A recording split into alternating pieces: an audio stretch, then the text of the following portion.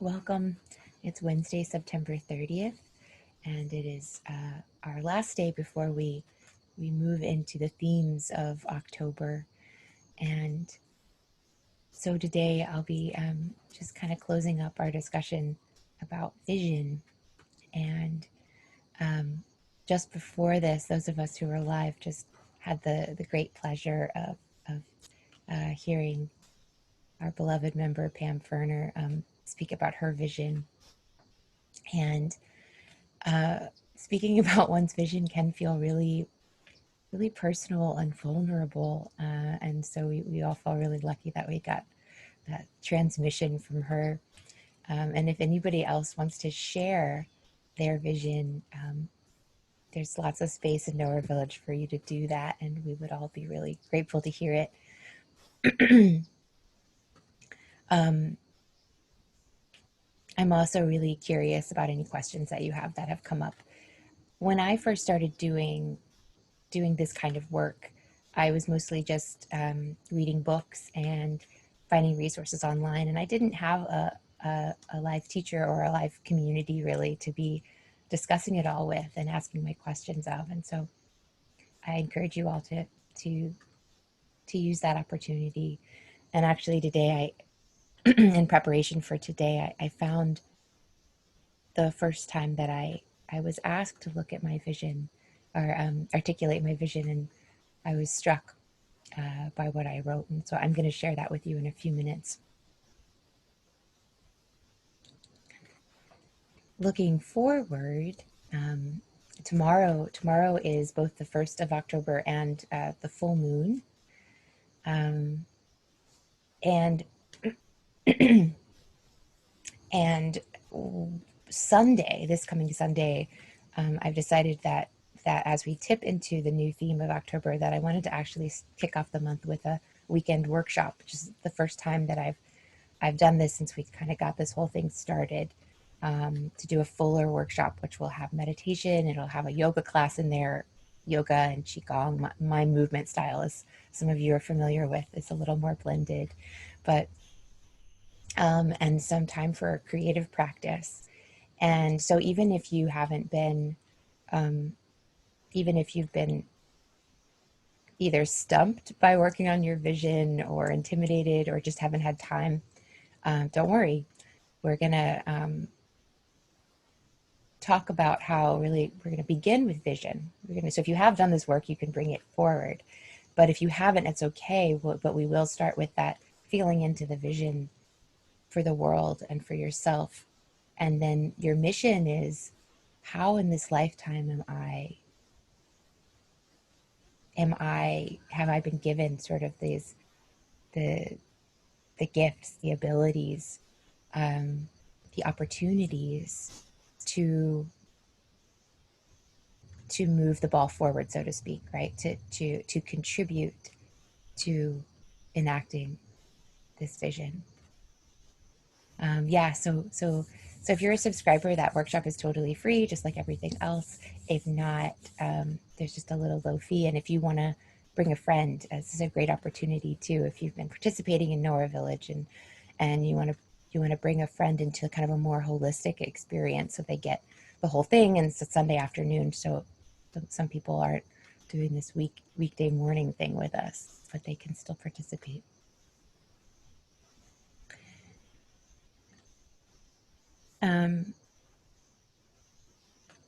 And so the idea of coming up with a vision, of course, or getting in touch with the vision that already exists, is yes, so that, and this is usually how it's contextualized, or how people come to vision work, is, yeah, it's really, if we want to manifest something, if we want to create something, it's helpful to have a vision of what that is. And what we find a lot of the time is that or all of the time maybe, the end result doesn't look exactly like the vision, but because we dared to vision, we have a destination that calls us forward. we've talked a lot about desire this month, and our nature as wanting beings. As my teacher says, with no desire, you're dead, right? It's part of just being alive that gives us desire. But if our desires, if we're hanging out with desires that feel too small or weak or just too personal or separate, if we're trying to convince ourselves that we desire things that we don't, then we don't get the opportunity to, or we don't get the opportunity that vision can give us, which is to turn on our energy and move us forward. That desire is a force, right, which propels us. But another reason to do vision work, which I've also been talking about this month, is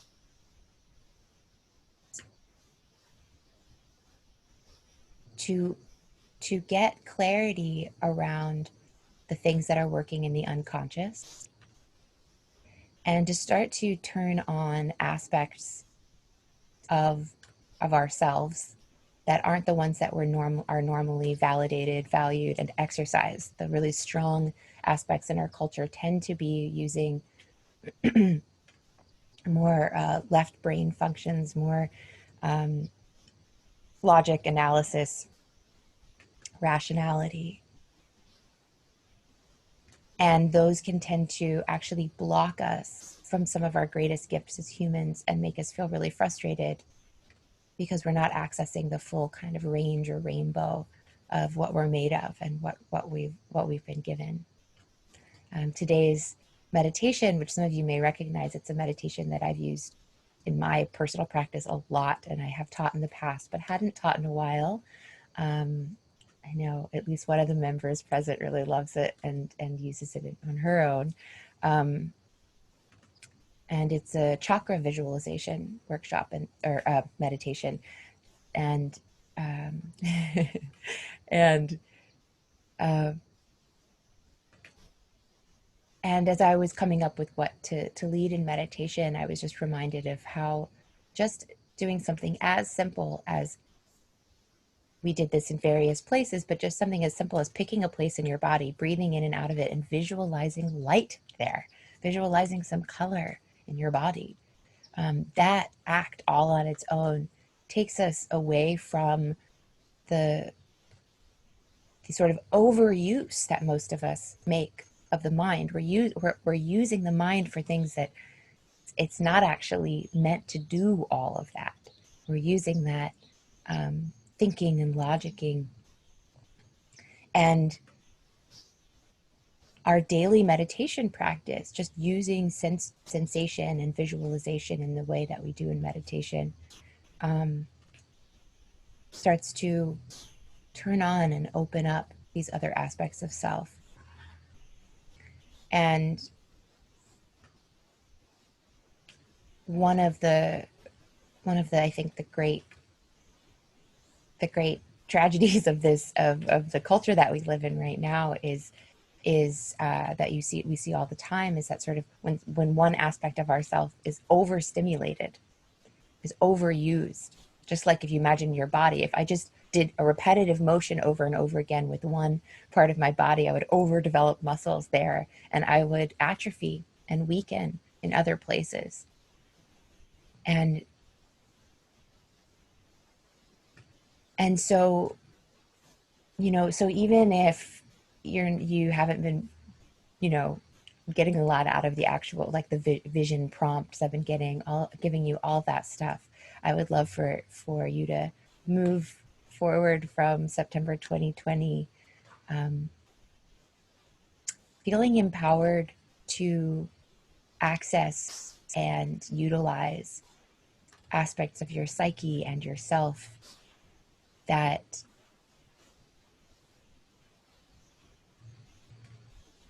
want to work, that want to be turned on, that want to be utilized. I know when I have gifts, if I'm on a team and I have a really great gift and the team isn't seeing it or wanting to utilize it, and I think it could really help, I feel frustrated. And so also just looking in, are there aspects of myself that I haven't been honoring, and can I wake them up? We've talked a lot this month also about being in play and creativity and getting in touch with the child self. So I encourage you to do all of that in small and big ways and carry it forward.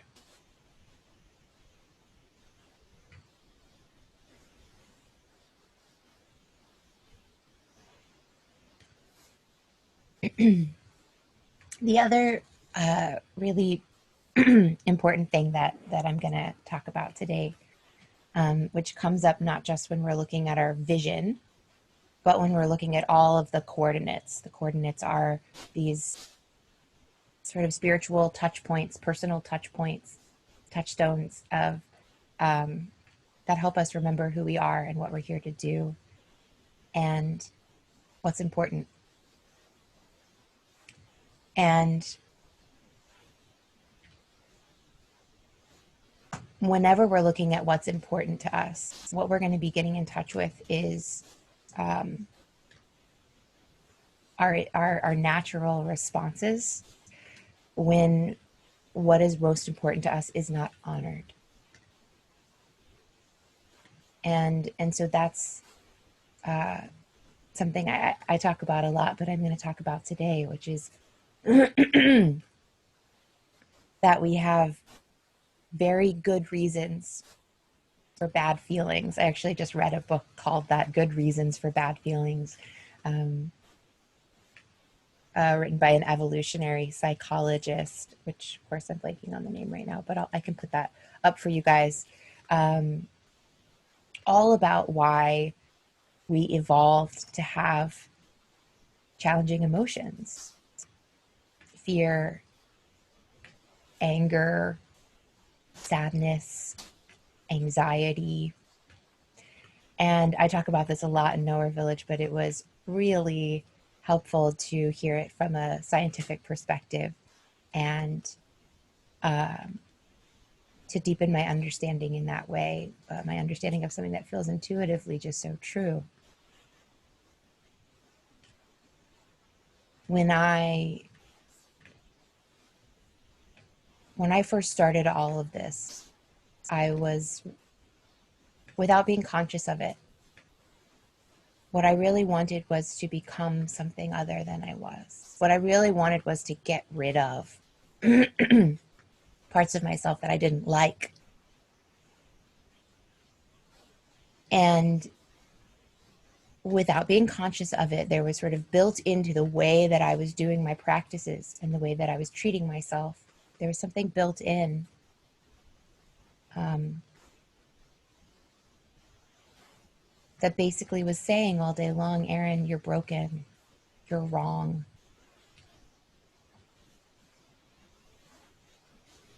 And a really huge turning point in my spiritual life was, and I'm sure I'd heard something like this before, but when it really sunk in, when one of my teachers said, the meditative state is your true nature. It is your nature.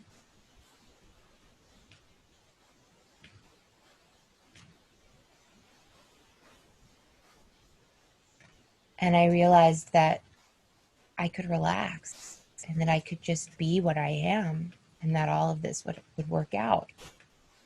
And it shifted my practice completely. It took all that doing out of my meditation, and it took a lot of the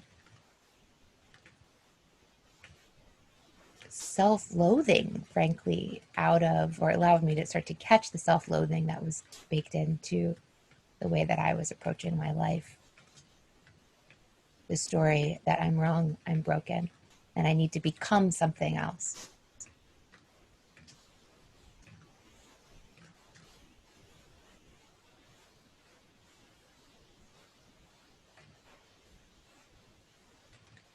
And so this is true. This is true of our feelings, right? And so often when we're experiencing a challenging emotion, we think, I just want to get rid of this. I just don't want to be uncomfortable. But the practices teach us that there's nothing unsafe about our challenging emotions, and teach us that we are something bigger, that we belong to something bigger. In the meditation, we were all the colors. We were the whole rainbow. And so even though I might be experiencing, like, even if yellow is like all that I see right now, and maybe I just am supposed to be having a big experience of yellow right now, I can still know that I belong to all the other colors. Same with when we get really overwhelmed by an emotional experience. Okay, yeah, I am saturated with fear right now. I can feel it in every cell of my body. This is a human experience. I am not the first one to experience it. I won't be the last one. And likely there are countless other humans on this planet right now who are feeling it. We talked a lot last week about belonging to something bigger and what that gives us. But I encourage you to especially tap into that wisdom and see what are the ways that I can remind myself that there's a bigger container, that there's a bigger, more holistic thing I belong to. And that, yes, my anger, right, if it's anger in the moment, my sadness, whatever it is, it's real and it's not wrong. And my goal in life is not to eradicate it from the human experience. But can I put it into a bigger context and container? Can I inhabit this? Can I make a bigger space for that challenging experience to inhabit without it feeling like it's going to break down all the walls? And then to remember that when we experience something like that, it likely is pointing to some way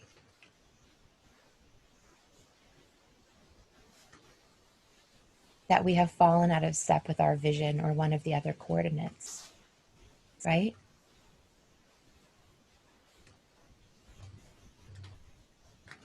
I'm going to loop back around to that. Should be a much longer talk today, especially because I'm gearing up some good stuff for you guys for this Sunday workshop. And yes, if you're not there, you'll get access to the recordings. And I'll break up the recordings too. So there'll be like a movement recording and a recording of the talk and that kind of stuff. So, but so I'm gonna loop all this together, I hope. So when I look back at my vision, I made this in, I think, 2015. I was still living in New York City with my partner at the time, and we were planning on buying a place in the Catskills or somewhere out in the Hudson Valley. And he really wanted to start a farm. I wanted to start a retreat center, or just some kind of space where we could all be together in beauty and in nature and do our practices. And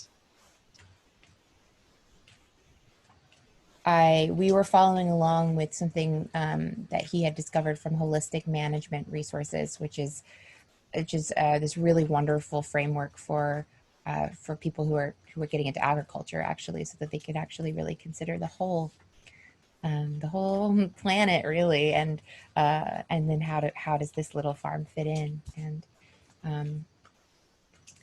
and so I use this framework also as I started to approach what is my online work going to look like from there, all of it. And so my future vision statement: other people will see me as, I said, brave, bold, honest, wise, inspiring, someone who overcame obstacles, someone who has evolved. this was the part that struck me most when I read it, because the obstacles that I have overcome in the last 5 years since I wrote this have been much greater, really, than other ones in my life. The evolution that's happened in the last 5 years since I wrote this vision has been great. And like I mentioned last week, I think sometimes we wish for these things, but then we don't want all the all the challenges that come to make us into that person, you know? And reading this today or yesterday when I looked this up, it made me feel such tenderness for the person who went through the obstacles, and it made me feel proud of the woman who wrote this down, you know?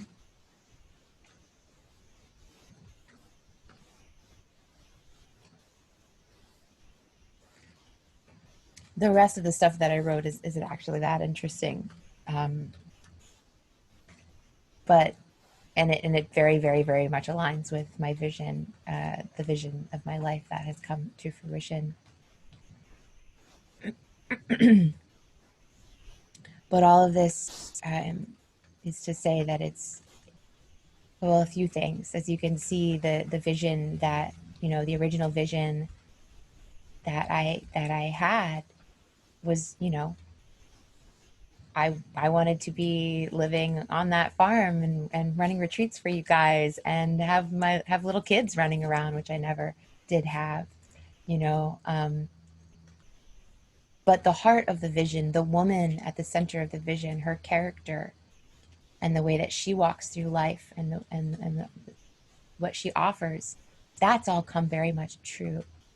And yes, maybe at the sacrifice at some of the details of that vision.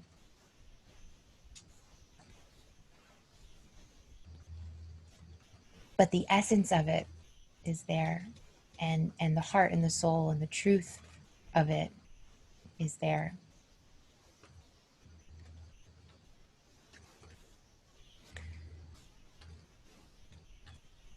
And along the way, you know, the most important, what's been really, what's happened for me is that by doing my practices every day,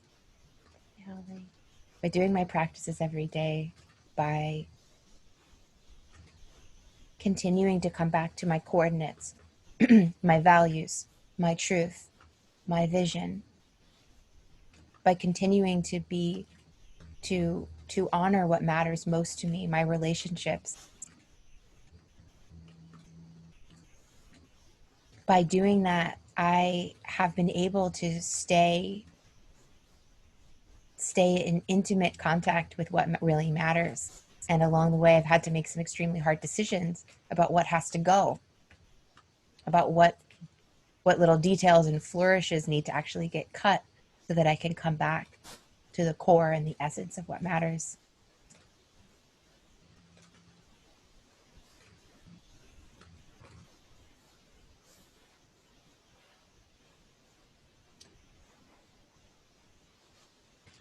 So I'm just going to read you a little bit before we go from Nisargadatta.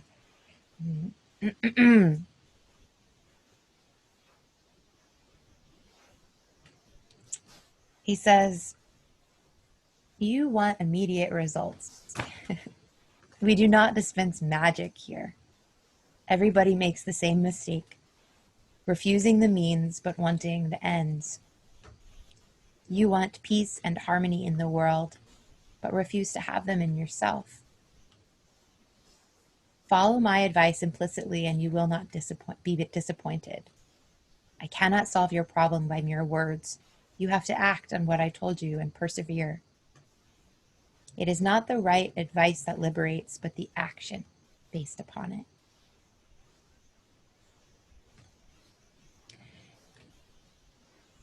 it. As long as you can keep quiet, all will come. The work, the strength for work, the right motive. Must you know everything beforehand? Don't be anxious about your future. Be quiet now, and all will fall into place. The unexpected is bound to happen, while the anticipated may never come. Don't tell me you can't control your nature. You need not control it. Throw it overboard. Have no nature to fight or submit to. No experience will hurt you, provided you don't make it into a habit. And this is the last little bit that I'll share with you from him.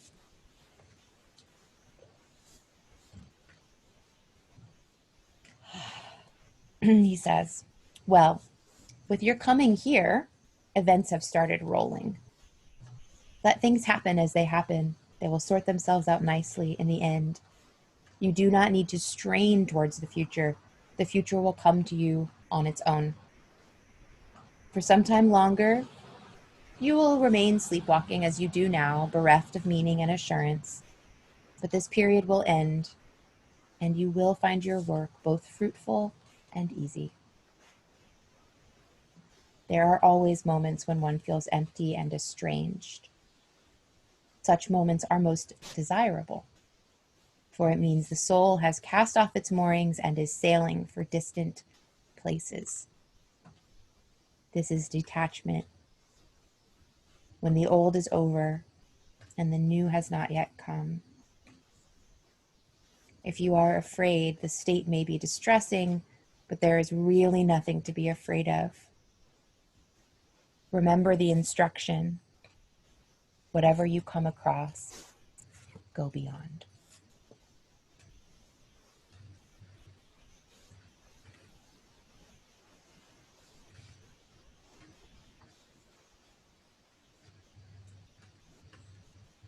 Thank you all for being here. And thank you, Pam, for you sharing your vision with us before the recording started in that sweet space. And one of the things that Pam said is the inequities are unwinding. And I think that, this is certainly true for me personally, what he described of being in that place of detachment, that place where the old is over and the new has not yet come. That resonates for me personally, but I do see us all as a society being in that place where the old is unwinding. And it's going to be more important than ever for those of us who really do want to see a world that is one built on equality and mutual respect. A world that is healthy and fair and just. A world where every being gets to experience their wholeness and their goodness and gets to experience the abundance of the human experience. It's really important as we are almost, the vision that comes to me a lot is like we're in midair, kind of, where it can feel like that. It can feel very scary and strange. But it's more important than ever for people like you and me to have a vision, or to have our values, to have these internal touchstones to return to.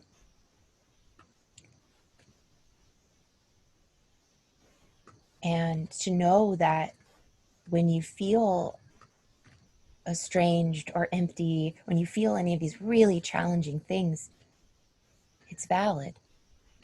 That's understandable. It's okay.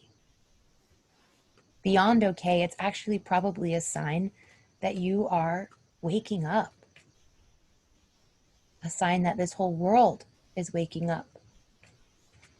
And it's not always comfortable. Find your little touchstones, right? Find your little phrases or images or the feeling in your body so that you can be bringing yourself back to that all day long. And as Nisargadatta says, we're not going to be able to experience this peace around us if we can't experience it inside. And if you can have a touch of peace and joy and wholeness, even when you're in midair, unmoored, then that's something that you can really trust. And it's something that's going to make you a really invaluable person in the lives of those around you. People are looking to us to hold that vision and to trust in that vision and to manifest it. And I believe we can. I believe we will. All right. Thank you all so much. I look forward to hearing from you guys all in Nowhere Village. Please post about your vision. Please join me on Sunday if you can for the workshop. And in this fall season, we should be actually also having some more opportunities to practice together. And so you'll be hearing more about that soon as well.